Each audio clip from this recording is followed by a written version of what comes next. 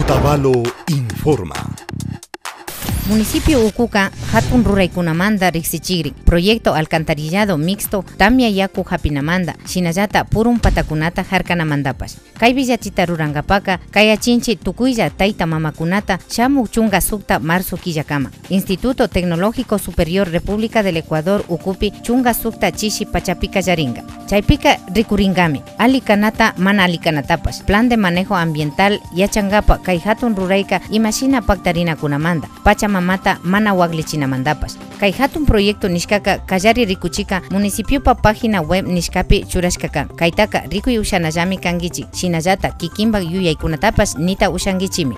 Bueno, el objetivo de esta audiencia pública es con el fin de cumplir un requisito que nos exige el Ministerio del Ambiente para obtener la licencia ambiental. Esta audiencia pública está abierta para todo público, pero principalmente están identificados 27 actores que están dentro del área de influencia del proyecto del alcantarillado mixto, encauzamiento de aguas lluvias y protección de laderas en la ciudad de Otavalo. Shinayankamunchi, decreto Chunga, Chuskuchungapi, Nijuta Pacta Chingapa. Otavalo, Alcaldía Ucumanda, Ruraykunata Pacta Chinchi.